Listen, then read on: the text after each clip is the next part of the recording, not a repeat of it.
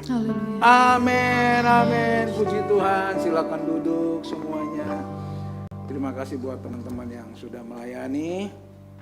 Tuhan Yesus memberkati. Ya.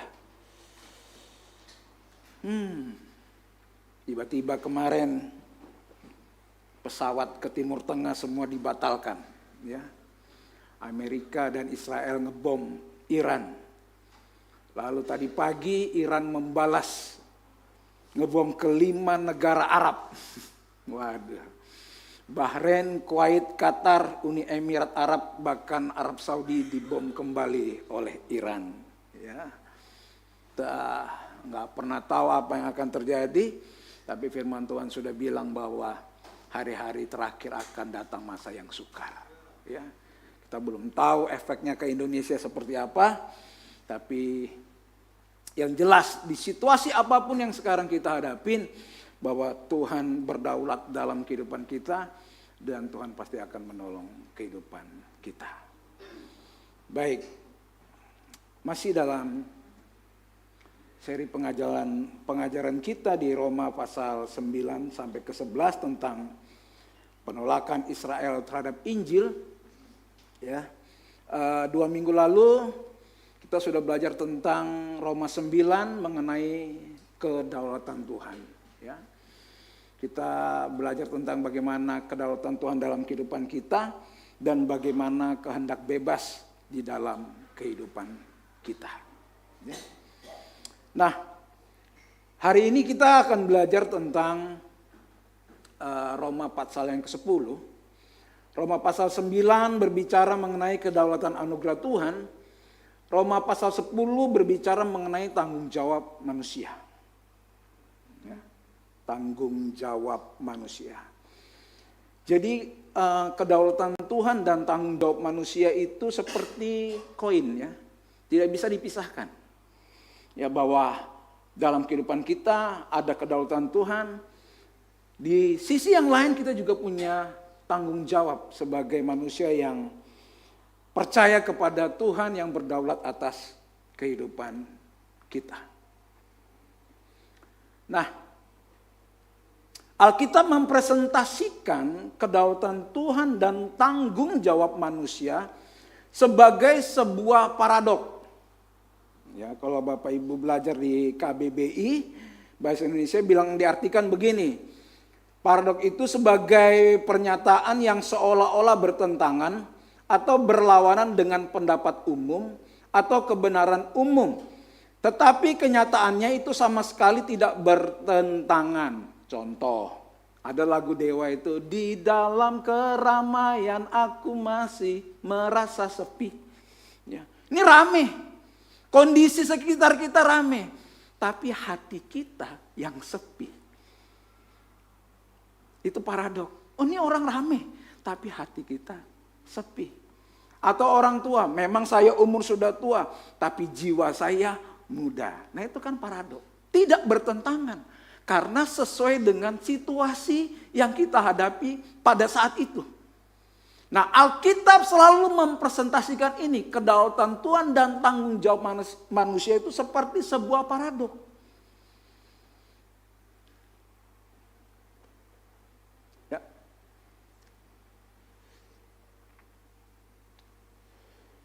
Nah, jadi waktu Rasul Paulus membicarakan kedua hal ini, menjelaskan bahwa kebenaran tentang kedaulatan Allah dalam keselamatan kita itu bukan untuk membingungkan kita, atau hanya untuk mengajak kita berdebat, atau berargumentasi mengenai doktrin belaka, atau membuat kita khawatir, saya ini dipilih Tuhan atau enggak dipilih Tuhan sih.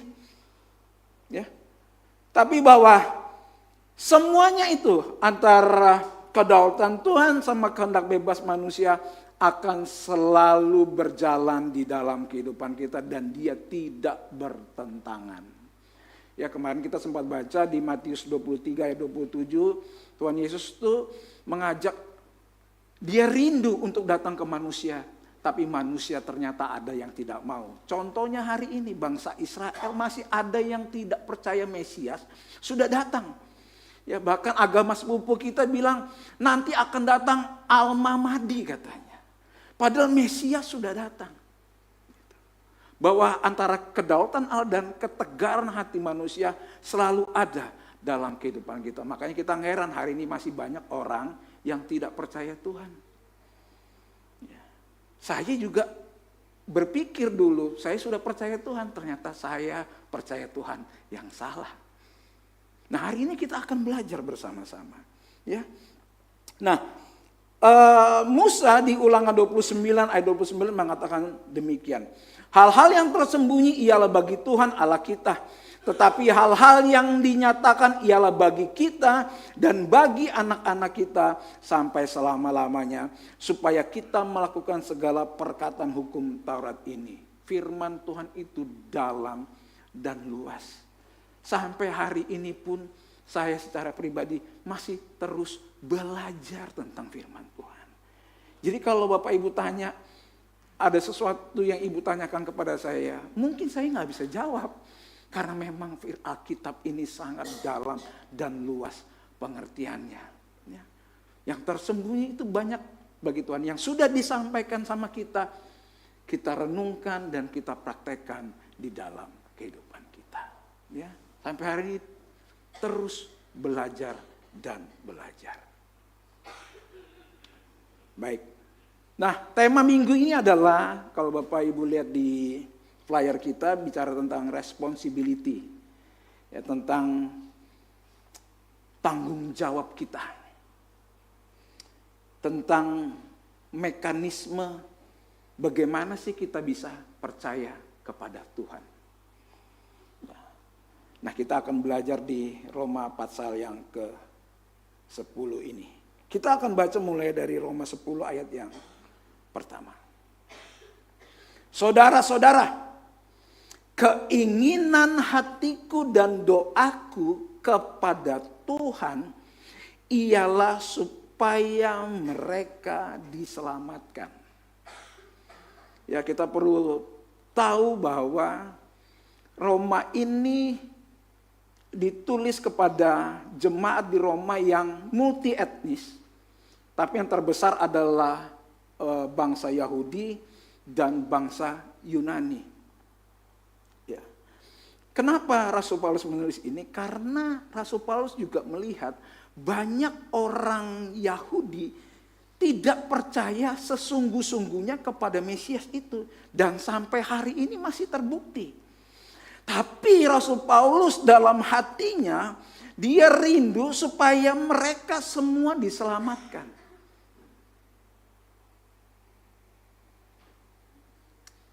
Pertanyaan kepada kita semua ketika kita sudah mengerti bahwa kita sudah diselamatkan, masih adakah keinginan di dalam hati kita dan kita berdoa kepada Tuhan supaya orang-orang yang belum mengerti Injil itu diselamatkan? Saya percaya pengajaran di tempat kita selalu diulang-ulang tentang Injil kasih karunia Tuhan. Pertanyaannya sekarang kepada kita semua, apakah kita punya keinginan hati dan berdoa kepada Tuhan supaya mereka juga diselamatkan? Keluarga kita, saudara kita, mungkin teman-teman kita. Ya. Apakah kita punya keinginan yang seperti itu? Berdoa kepada Tuhan supaya mereka diselamatkan.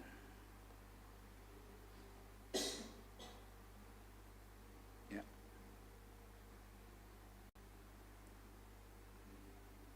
Doktrin kedaulatan Allah tidak membuat Paulus berhenti berdoa. Mungkin kita berpikir, oh kalau Tuhan berdaulat, ngapain kita harus berdoa? Ngapain? Kalau Tuhan sudah berdaulat dalam kehidupan kita, ngapain kita berdoa? Tidak. Tapi doktrin kedaulatan Allah tidak membuat Paulus berhenti berdoa. Siapa sih yang didoakan? Secara detail. Kita baca ayat yang kedua. Sebab aku dapat memberi kesaksian tentang mereka, bahwa mereka sungguh-sungguh giat untuk Allah. Jadi Rasul Paulus berdoa kepada mereka supaya mereka percaya orang-orang ini, mereka ini sungguh-sungguh giat beribadah loh kepada Tuhan.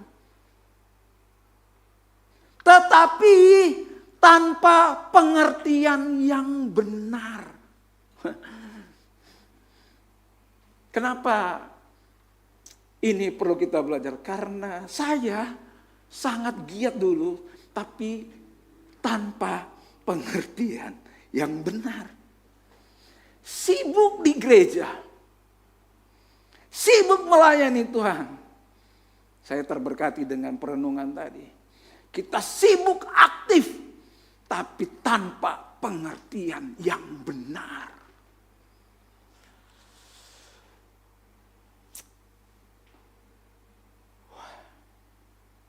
Martin Luther,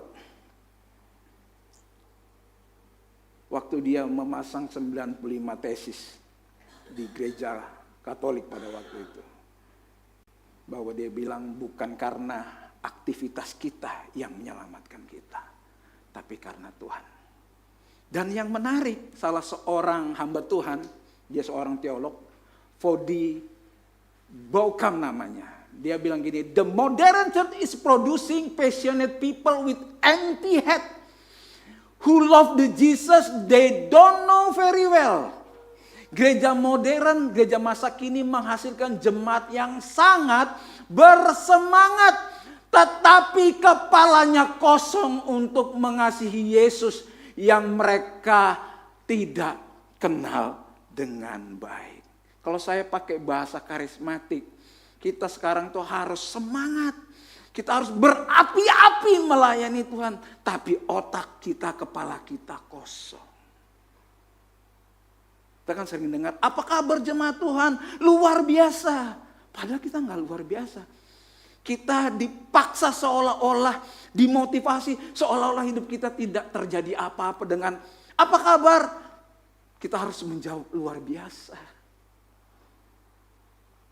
Sungguh-sungguh giat ini semangat, berapi-api melayani Tuhan.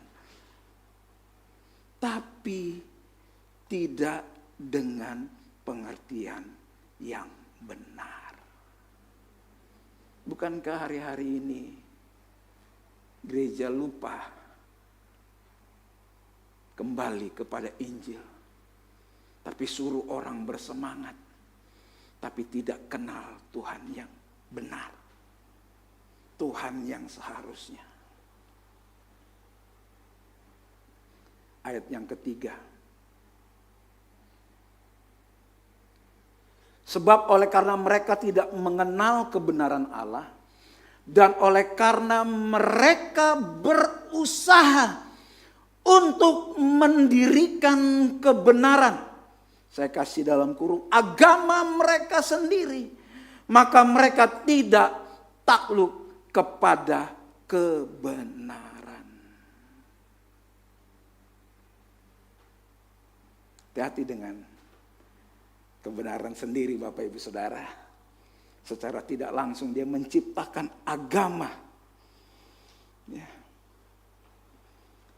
Bisa jadi kebenaran sendiri itu merupakan penyembahan berhala.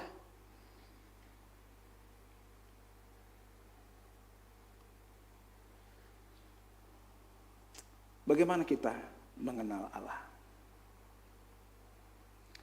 Di Roma 10 ayat 3 dia bilang mereka berusaha. Mereka berusaha supaya Tuhan tertarik sama kehidupan mereka. Sehingga kita hidup di dalam hukum Taurat. Hukum Taurat bicara tentang apa? Tentang ketaatan.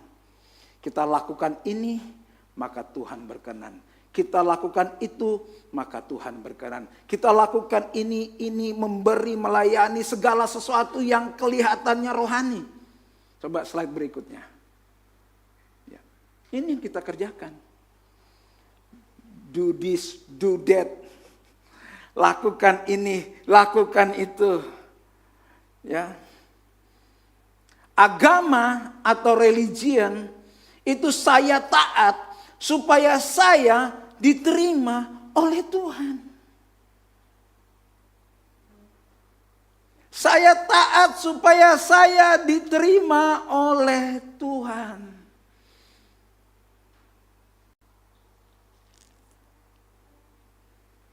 Saya minggu lalu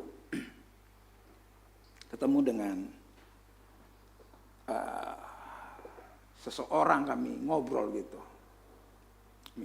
Beliau orang tuanya dulu sangat aktif di gereja, bahkan salah satu donatur.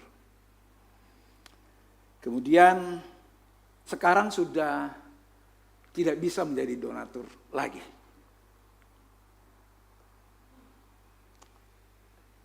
Lalu kami ngobrol gitu ya. Dulu tuh kami diajarkan semangat untuk memberi. Kalau dihitung-hitung mungkin duitnya udah banyak untuk memberi. Tapi kenapa hari ini kok hidup saya susah, dia bilang kayak gitu. Oh ya? Iya kan? Kita harus semangat memberi untuk Tuhan supaya kita diberkati oleh Tuhan. Kok faktanya sekarang enggak?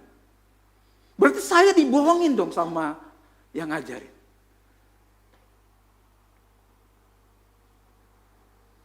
Ya, saya bilang mungkin waktu itu kita tidak diajarkan dengan pengertian yang benar. Sehingga kita melakukan semangat, kita melakukan sesuatu untuk Tuhan karena kita menuntut balasan dari Tuhan. Akhirnya dari pembicaranya kecewa dengan gereja. Hari ini kalau kita semangat melakukan sesuatu untuk Tuhan, bukan karena supaya Tuhan memberi atau kita mendapat imbalan dari Tuhan. Bukan itu Bapak Ibu. Itu agama. Itulah kebenaran diri sendiri. Yang kita bangun bertahun-tahun. Saya melakukan ini supaya saya diterima oleh Tuhan. Saya melakukan ini supaya saya diberkati oleh Tuhan. Itu yang terjadi. Mereka sungguh giat beribadah kepada Tuhan.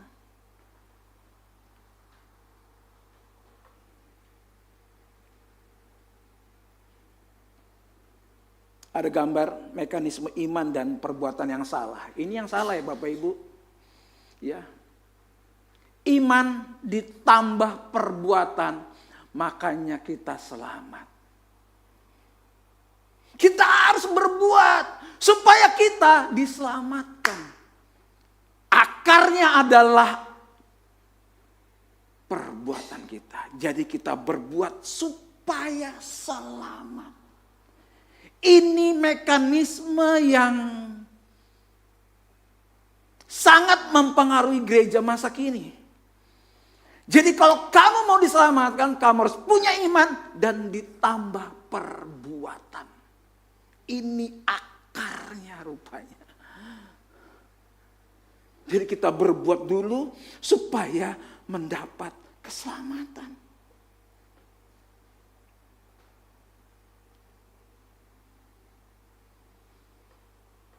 Saya mau jujur bahwa ini bukan kekristenan Bapak Ibu Saudara.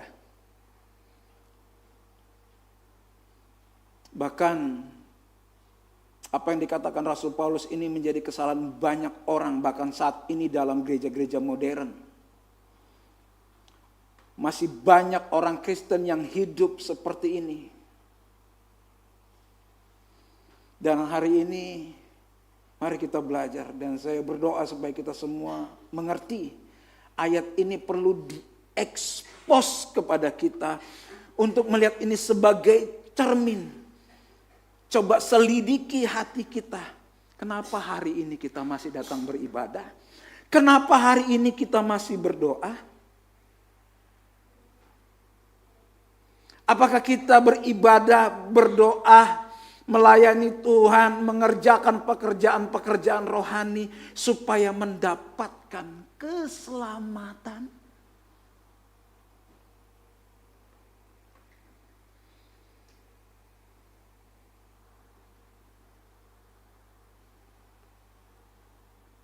Apakah mekanisme ini yang jangan-jangan mempengaruhi kita selama ini?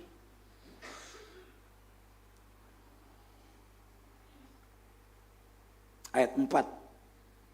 Saya ambil di terjemahan sederhana bahasa Indonesia. Mereka tidak mengerti bahwa Kristus sudah memenuhi semua peraturan hukum Taurat bagi kita. Setiap orang yang percaya penuh kepada Yesus sudah dibenarkan di hadapan Allah tanpa perlu lagi bergantung pada peraturan-peraturan itu. Jadi ternyata Rasul Paulus berdoa kepada mereka yang tidak mengerti. Hari ini kita juga berdoa. Saya juga berdoa kepada setiap kita yang mendengar. Kalau kita tidak mengerti, selama ini kita melakukan sesuatu hal yang rohani. Supaya mendapat sesuatu dari Tuhan, kita perlu untuk bertobat.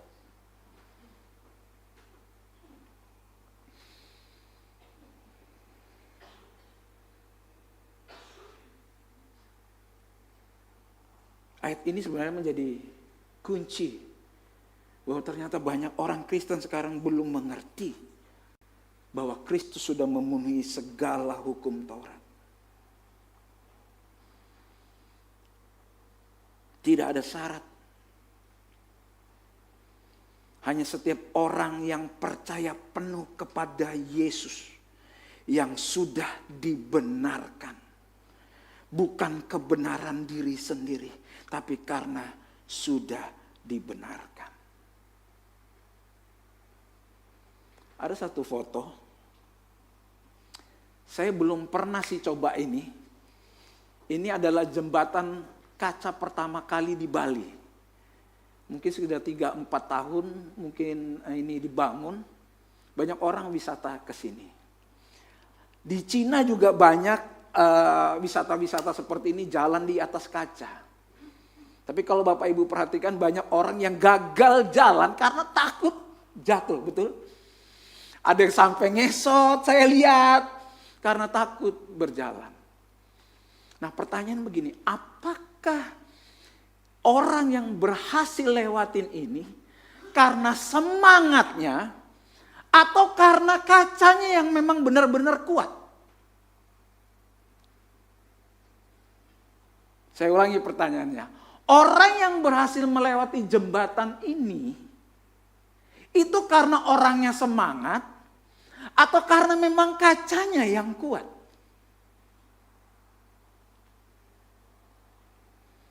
Bukan karena semangatnya, tapi karena kacanya yang kuat. Begitu juga di dalam kekristenan kita. Yang menyelamatkan bukan semangat kita di dalam Tuhan. Bukan. Bapak Ibu semangat ibadah dan melayani kegiatan rohani. Bukan semangat itu yang menyelamatkan. Tapi iman, kekuatan yang datang dari Tuhan itulah yang menyelamatkan kita.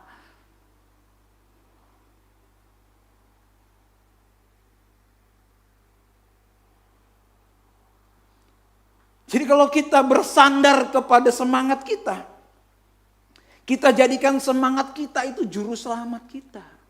Wah, aku lo sudah begini. Aku lo sudah melakukan ini untuk Tuhan. Kamu sudah bikin apa untuk Tuhan? Wah.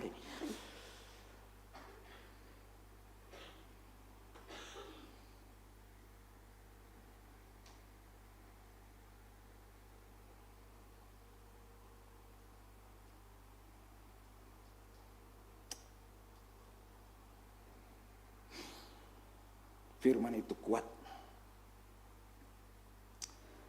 Nah, apa sih ciri-ciri orang yang tidak mengerti? Ciri-ciri orang yang tidak mengerti itu merasa capek dan berat, banyak melakukan sesuatu, tetapi tidak mendapat apa-apa dari Tuhan. Sehingga kecewa sudah melakukan banyak hal untuk Tuhan. Minggu lalu ada seorang bapak-bapak datang ke rumah pagi-pagi. Dia minta tolong karena tiba-tiba anaknya sudah mau di DO. Datang, Pak bisa bantu anak saya, kira-kira saya rindu anak saya lulus kuliah. Oh iya, kenapa Pak? Kenapa anak Bapak tiba-tiba enggak kuliah lagi? Iya, 3 tahun ini istri saya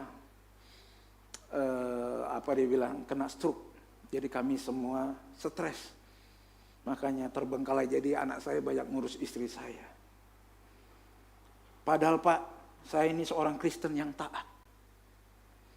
Saya seorang majelis di salah satu gereja suku yang ada di Samarinda. Waktu istri saya kena stroke, saya marah sama Tuhan. Tuhan, saya ini sudah melayani Engkau, saya sudah banting tulang untuk gereja. Tapi kenapa Tuhan kasih istri saya sakit? Harusnya enggak dong kan Pak, dia bilang kayak gitu. Bapak pendeta kan saya tahu. Iya. Saya cuma bilang, jangan-jangan Bapak kenal Tuhan yang salah. Sejak kapan Tuhan menjanjikan itu semua dalam kehidupan Bapak? Dia terdiam. Kalau Bapak hari ini melayani Tuhan, Bapak sudah sibuk waktu. Bahkan berkorban untuk Tuhan. Memang Tuhan Yesus pernah menjanjikan bahwa hidup Bapak akan enak-enak? Saya tanya balik sama Bapak itu. Wah, baru saya dengar ini Pak, dia bilang. Coba Bapak cek di Alkitab, apakah Tuhan pernah menjanjikan itu?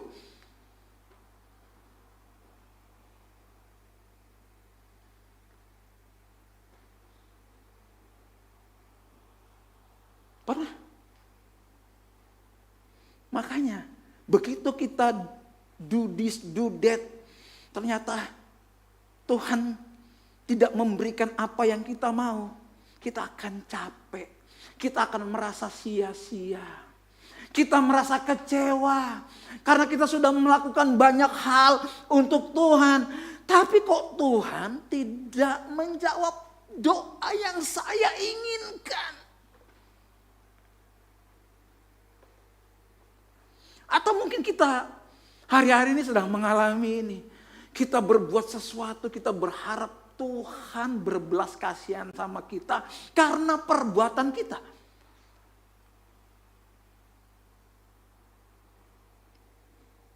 Makanya capek, sudahlah nggak usah pelayanan lah, udah nggak usah terlalu fanatik lah sama Tuhan. Terus kita nggak dapat apa-apa kok jadi Kristen. Waduh.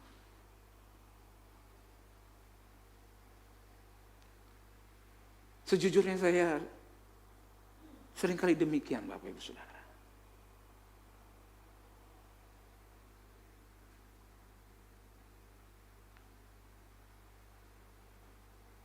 Saya melakukan kegiatan-kegiatan rohani supaya Tuhan berkenan sama saya. Ternyata berhala saya adalah di semangat. Berhala saya disibuk di dalam pelayanan. Karena saya ingin mendapatkan sesuatu dari Tuhan. Saya lupa kalau Tuhan sudah memberikan hidupnya bagi saya. Makanya seringkali kekecewaan melanda saya.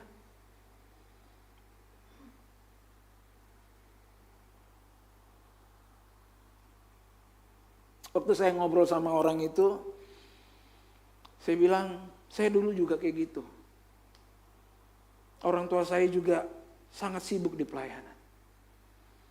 Ya kan dulu janjinya kan bilang, dia bilang gini, dulu kan hamba Tuhan kan bilang, kalau kamu memberkati gereja, kamu akan dibalas 30 kali lipat, 60 kali lipat, 100 kali lipat. Faktanya sekarang, saya susah.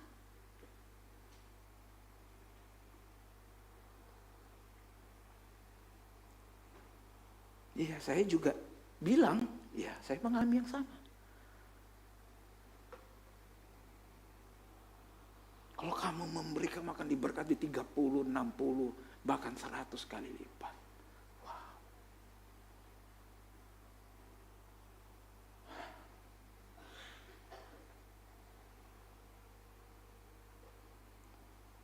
Atau hari-hari ini kita sedang mengalami itu. Atau kita pernah mendengar.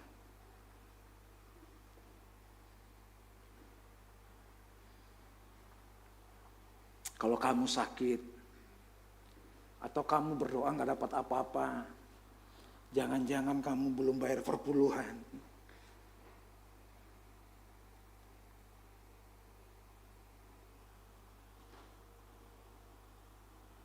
Kita ikut Tuhan karena diiming-imingi sesuatu yang nikmat. Makanya orang yang tidak mengerti sederhana, ini adalah apa yang saya lihat terhadap diri saya dulu.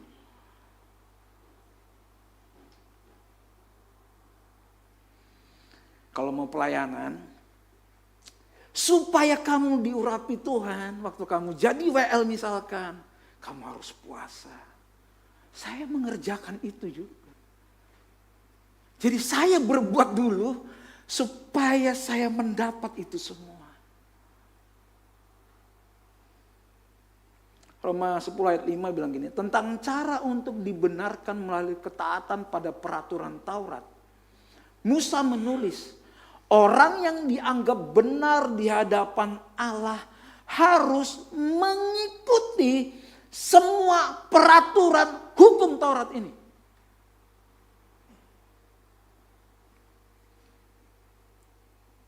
Bisa kita mengikuti semua peraturan hukum Taurat yang sekarang ada 613 peraturan.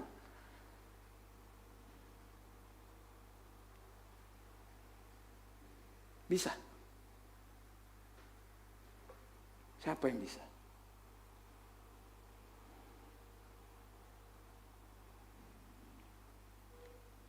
Ketika kita berusaha dengan perbuatan kita, semakin lama kita merasa capek, semakin lama kita semakin berat.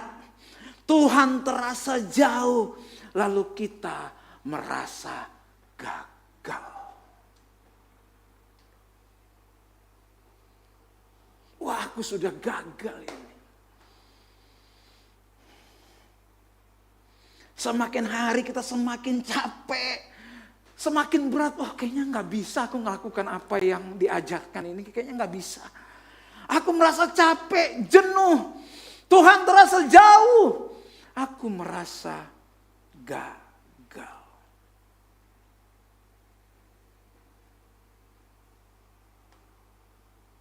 Karena kita mengukur hidup kita dengan seberapa banyak yang kita lakukan untuk mendapat segala sesuatu dari Tuhan.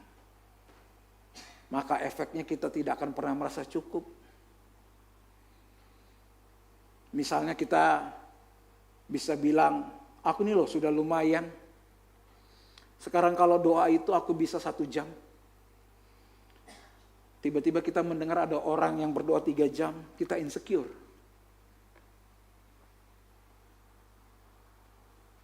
Saya sampaikan di Youth 2 minggu lalu. Seringkali pelayanan menjadi jenjang karir. Dulu aku mulai pelayanan bisa jadi WL. Mulai dari penerima tamu.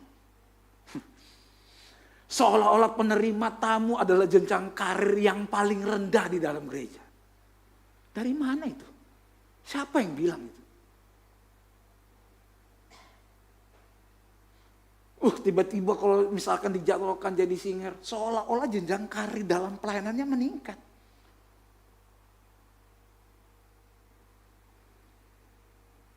Wah, dulu dia tuh cuman, Bapak Ibu nggak tahu, setiap Sabtu Hizkia, Othniel and the gang mempersiapkan ini semua. Kebetulan Othniel hari ini lagi cuti dia. Ya, dikerjakan sama 2 teman kita ini sampai jam 1 malam untuk mempersiapkan ini doang. Tidak terlihat. Apakah teman-teman ini berada di jenjang yang paling rendah dalam pelayanan dan di hadapan Tuhan?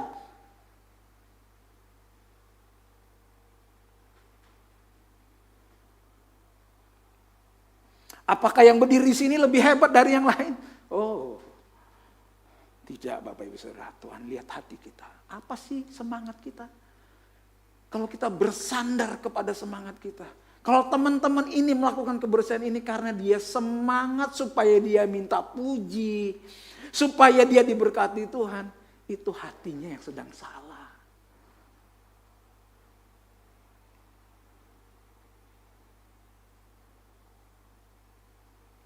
Lalu bagaimana sih mekanisme yang benar? Roma 10 ayat 6. Tetapi sebenarnya manusia dapat dibenarkan di mata Allah hanya dengan percaya penuh kepada Kristus. Hanya dengan percaya penuh kepada Kristus. Makanya lagu Pantai Kosta Lama, percaya saja, percaya saja. Hal itu sesuai dengan perintah Allah dalam kitab suci. Kitab suci ini maksudnya yang sebelumnya, yang ditulis oleh Musa. Ya, kalian tidak perlu naik sampai ke langit yang tertinggi, ataupun turun sampai ke dasar bumi yang terdalam, enggak perlu. Kita berusaha selamat melakukan sesuatu mungkin sampai naik ke tingkat paling tinggi. Enggak perlu. Atau kita turun yang paling dalam. Enggak perlu. Ayat 7 bilang begini. Karena sesungguhnya perintah itu berbicara tentang Kristus. Maksudnya kalian tidak perlu mencari jalan sampai ke sorga. Untuk bisa menurunkan Kristus ke dunia ini. Agar dia menolong kalian. Dan kalian juga tidak perlu turun sampai ke dunia orang mati untuk membawa Kristus naik ke sini. Sebab Kristus sudah dekat dengan kita. Ayat 8. Jadi jalan keselamatan yang kami beritakan ini tidaklah sulit. Hanya dengan percaya saja. Cara itu juga sesuai dengan firman dalam kitab suci. Yaitu jalan kebenaran yang benar dari Allah sudah dekat kepadamu. Yakni di dalam mulutmu dan di dalam hatimu. Ini privilege anak Tuhan. Cukup percaya saja. Nggak usah melakukan ini, itu supaya selamat Bapak Ibu Saudara. Kita akan capek. Kita tidak akan bisa mentaati semua standar hukum Taurat. Nggak akan pernah bisa. Nggak akan pernah bisa. Kita akan capek. Ya. Seringkali saya memberikan gambaran di mimbar ini. Kalau kita menginginkan sesuatu, kita puasa. Doa kita nggak dijawab. Mungkin puasamu kurang lama, tambah 1 hari lagi. Udah 2 hari puasa, Tuhan nggak jawab. Tambah 3 hari, Tuhan nggak jawab. Tambah 4 hari, Tuhan nggak jawab. 5 hari, sebulan, Tuhan nggak jawab. Capek kan? Capek. Harusnya kita puasa. Kita tanya apa sih maunya Tuhan. Bukan kita yang nuntut Tuhan.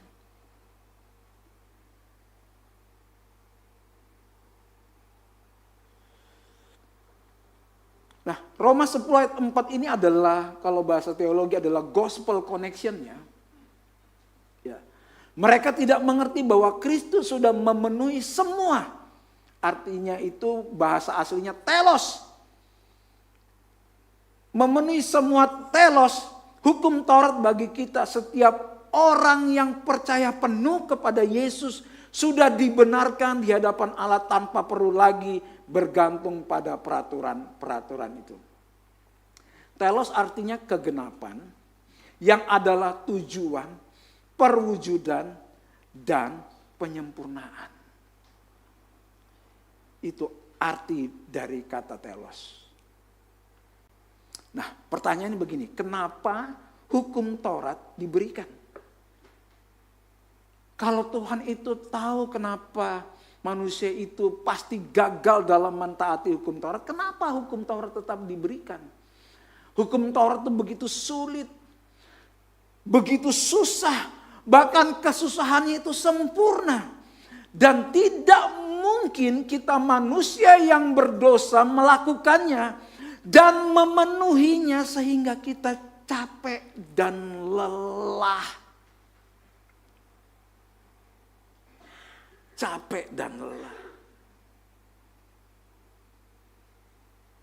Tujuan hukum Taurat diberikan supaya kita sadar kita membutuhkan penyelamat. Seolah-olah hukum Taurat itu tujuannya itu menantang kita untuk melakukan dan menunjukkan usaha melakukannya. Sehingga kita akan gagal, kita akan capek, Tuhan jauh, tidak ada harapan untuk bisa selamat dengan perbuatan kita. Memang tujuannya untuk tunjukkan, hei, bisa enggak kamu melakukan ini? Seringkali yang kita kejar, kita melakukan. Makanya kita capek, padahal hukum Taurat dikasih kepada kita. Itu menunjukkan bahwa kita perlu penyelamat. Kita nggak bisa, Bapak Ibu Saudara, nggak bisa. Kita berusaha selamat dengan semangat kita, berapi-api kita, nggak bisa. Sebabnya tujuan hukum Taurat itu diberikan supaya kita sadar kita perlu juru selamat.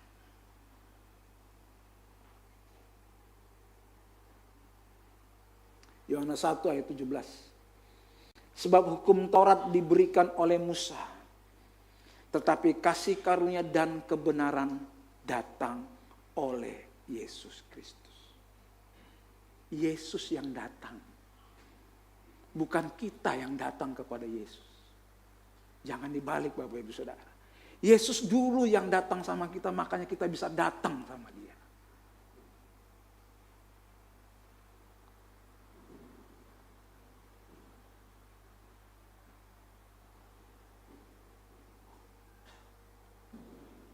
Kita ciptaan yang bobrok, berdosa, tidak bisa mendekat kepada Allah yang Maha Kudus.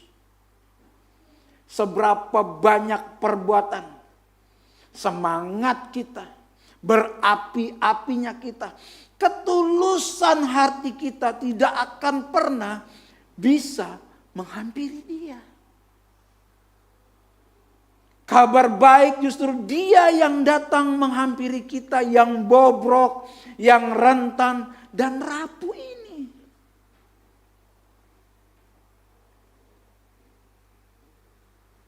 Jadi hari ini kalau saudara bisa percaya kepada Tuhan, itu karena ada orang-orang yang kita tidak tahu yang berdoa untuk kita.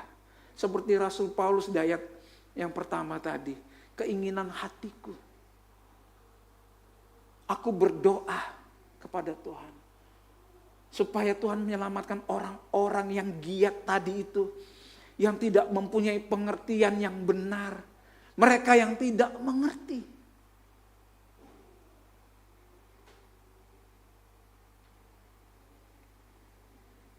Saya ingat 2 minggu lalu saya cerita soal saya ngajak orang datang ibadah, bangun komunikasi, ternyata belum berhasil. Apakah saya berhenti berdoa? Tidak. Hari ini masih banyak yang dalam pikiran dan hati saya didoakan terus menerus supaya mengerti Injil.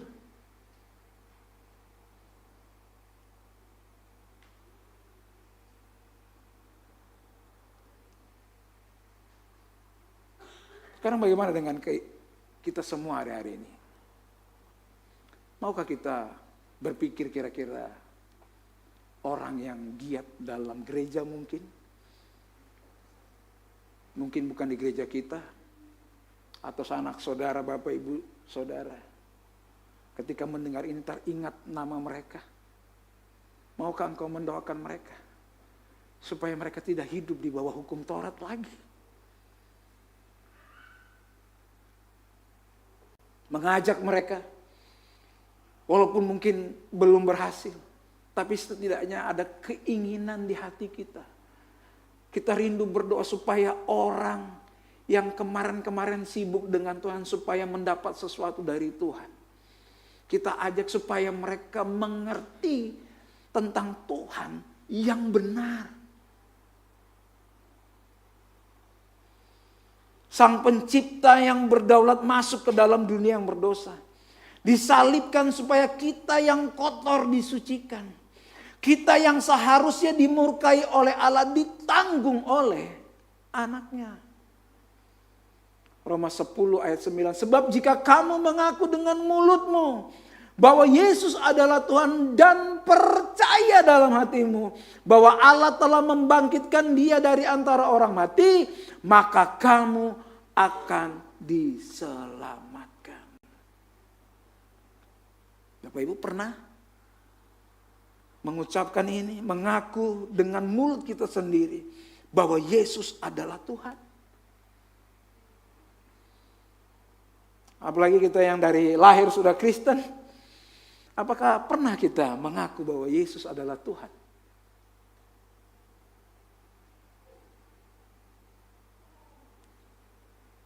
Slide selanjutnya. Ini perbedaan yang besar antara Injil dan hukum Taurat. Kalau hukum Taurat berbicara tentang lakukan sesuatu. Tapi Injil berbicara dan sudah selesai di atas kayu salib. Ini bicara tentang hubungan kita dengan Tuhan. Roma 10 ayat 10 sampai dengan 11. Karena dengan hati orang percaya dan dibenarkan. Dan dengan mulut orang mengaku dan diselamatkan. Karena kitab suci berkata barang siapa yang percaya kepada dia tidak akan dipermalukan. Ini mekanisme yang benar. Slide berikutnya. Jadi iman itu menghasilkan keselamatan dan perbuatan. Jadi perbuatan kita adalah buah dari keselamatan. Kita berbuat baik, kita melayani karena Tuhan sudah lebih dulu baik dalam kehidupan kita. Kita melayani karena Tuhan sudah melayani kita lebih dahulu baru kita melayani.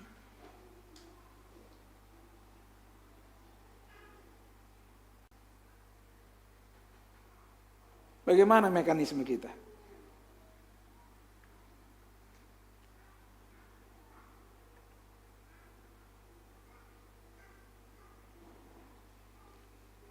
Kita berbuat baik bukan untuk mendapat imbalan, tapi karena Tuhan begitu baik dalam kehidupan kita, makanya kita berbuat baik.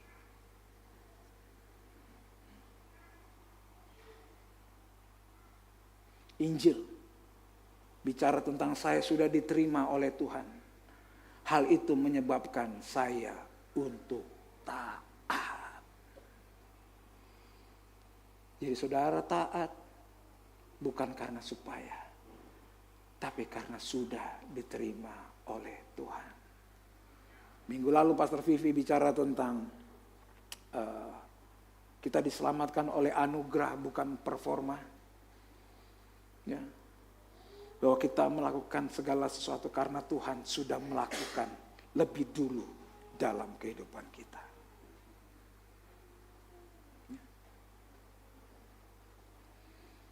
Sebab tidak ada perbedaan antara orang Yahudi dan orang Yunani. Karena Allah yang satu itu adalah Tuhan dari semua orang. Kaya bagi semua orang yang berseru kepadanya. Sebab barang siapa yang berseru kepada nama Tuhan akan diselamatkan. Ya. Jadi tidak ada batas keselamatan. Dia harus dari suku apa, dia harus dari orang apa. Bersyukur atas penolakan sebagian bangsa Israel. Sehingga kita yang disebut bangsa kafir menerima kemurahan Tuhan. Kita bisa diselamatkan hari ini. Makanya kita perlu bersyukur. Karena kemurahan Tuhan kita bisa diselamatkan. Nah, bagaimana implikasi kebenaran ini? Ya, kita bisa rest in Christ. Kita menerima kelegaan dari Kristus. Kita tidak perlu melakukan ini, itu, dan segala sesuatunya supaya Tuhan bisa melakukan sesuatu untuk kita, tapi kita bisa rest in Christ. Artinya apa? Segala sesuatu yang kita lakukan, mau jadi, tidak jadi, kita bisa lega karena Tuhan berdaulat atas kehidupan kita. Kita bisa percaya Dia, mempercayakan hidup kita kepadanya, karena Dia punya kedaulatan dalam kehidupan kita. Trust Him, bukan percaya kepada semangat kita, bukan percaya kepada berapi-apinya kita, enggak, kita percaya kepada Dia yang menyelamatkan kehidupan kita, sehingga kita hari ini bisa melayani dan menghidupi panggilan Tuhan di dalam kehidupan kita. Apa panggilan Tuhan dalam kehidupan kita hari-hari? Kita bisa melayani karena Tuhan sudah melayani kita lebih dulu.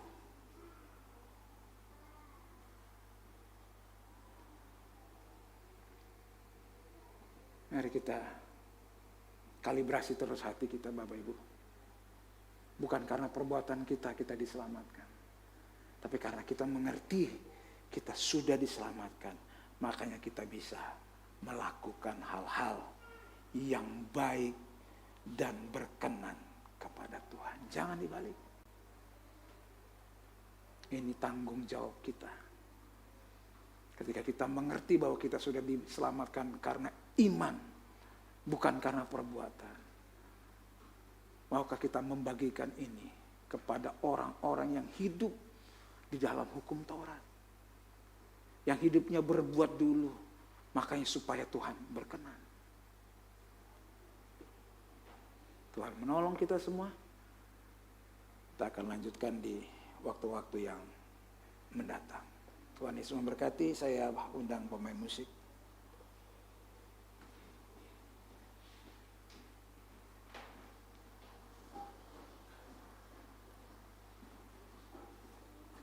Saya undang kita bangkit berdiri.